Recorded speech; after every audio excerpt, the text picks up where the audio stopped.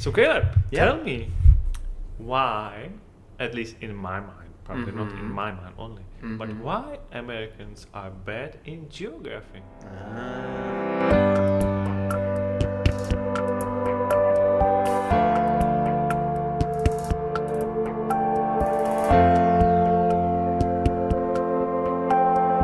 Two, one, and zero, and liftoff of Space Shuttle Atlantis. It's a well-known thing. Is it? It is, not probably in States, The but secret is in out. Europe. All right, I can tell you some things about that. So I did research this a bit. Okay. In general, I think it's fair to say that Americans are bad at geography. There's all kinds of statistics out there and tests of kids from multiple countries. So I'm not going to go into the details. You can find it. But I think the reason for that is because essentially geography isn't taught in the public schools, not as a separate subject. Okay. So That's strange, by the way. For most Europeans, I think it's quite strange. And it's strange for my wife because she is a history and geography teacher, and they have history classes and geography classes in France.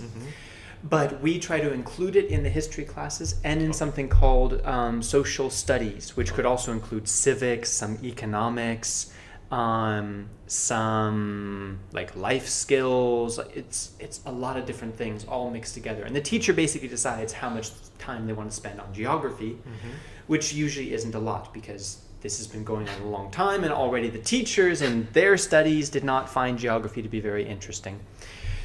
So it continues like this.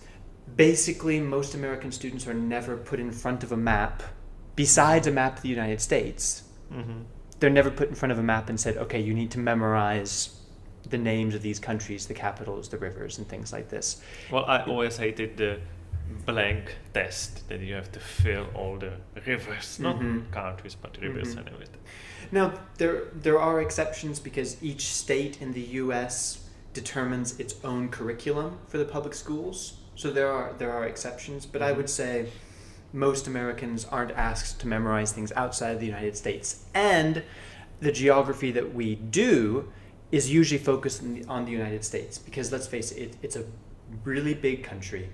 I mean, it's basically the size of the European continent, like from Moscow to London. It covers about the same space. That's also about the same number of countries that we have states in the United States.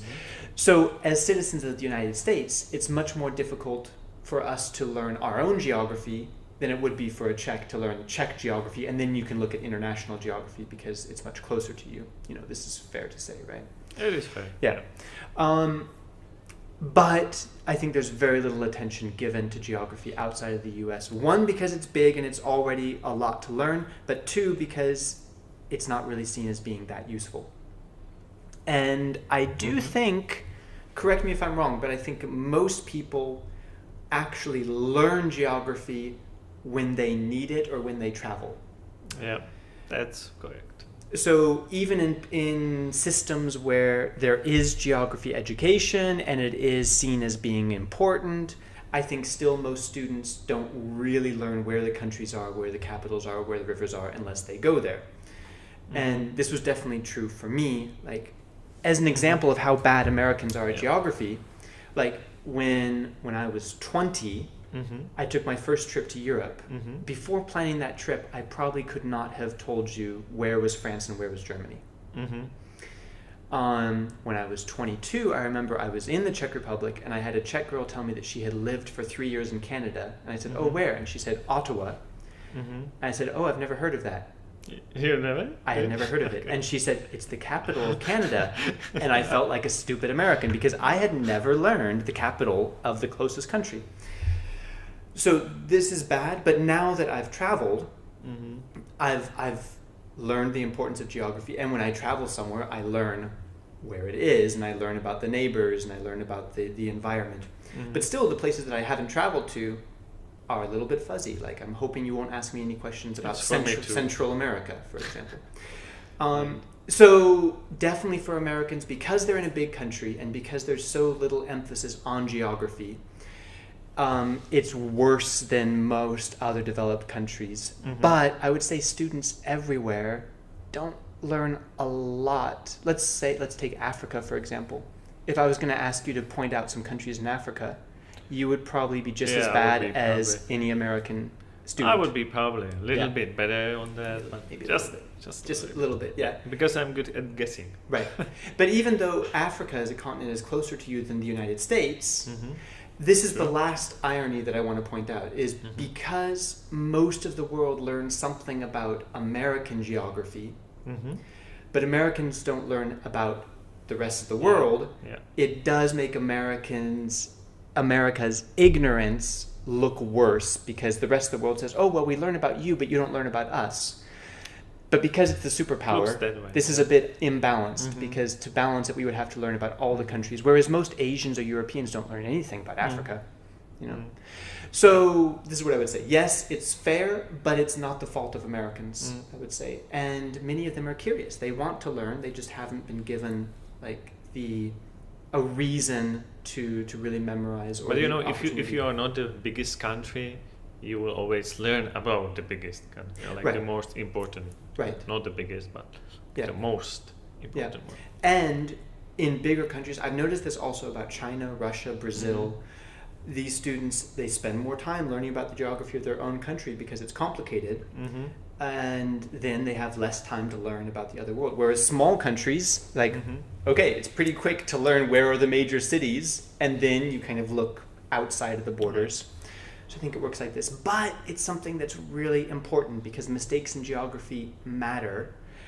I remember when there was a terrorist attack at the Boston Marathon a few years ago, and we Mhm. found out that it was the Boston bombers. They were from Chechnya. And immediately after this, all over social media, you'd say, oh, they're from Chechnya. It's time to bomb Prague. Yeah. And this is where it Yeah. becomes problematic. Now, those are not the people making the decisions about who to bomb, but the person we have in the White House right now Yeah. probably has an average American knowledge of geography, and that is terrifying. So for some people, geography really matters. I mean, Donald Trump has said that Belgium is a really beautiful city. And like he flew from Saudi Arabia to Israel, and arriving in Israel, he said, well, I just flew from the Middle East, not realizing that he was still in the Middle East. Mhm. When he ordered a missile attack on Syria, he was talking to a reporter and said, so we just sent 57 missiles to Iraq. And the reporter said, you mean to Syria? Yes, to Syria. So when you get into a certain position, these Uh-huh. things really matter. But it's true. Right now, most Americans, it's not a great Mhm. great situation with geography.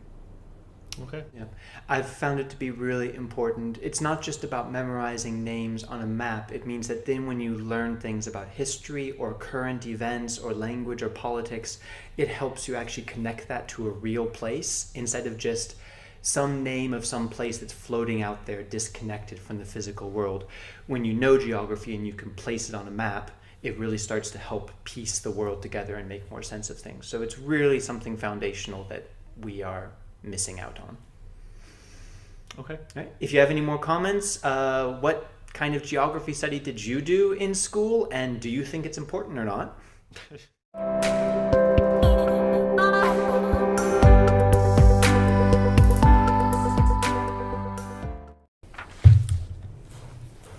So at the end of the question, I have prepared a list of a few questions for you. Okay. Because you are American, I so am. I need to test if you are good at geography. Of course you do. Okay. So let me start with the easy one. Please. In London, there's a river in the middle of the town. Yeah. What is it called?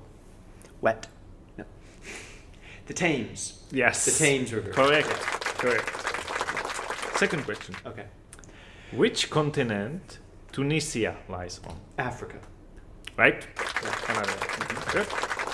The third question is, which country is the largest in the world? Russia.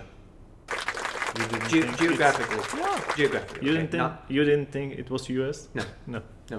But when But? preparing the question, I found out that something. Wait. Something like. Wait, I have it here.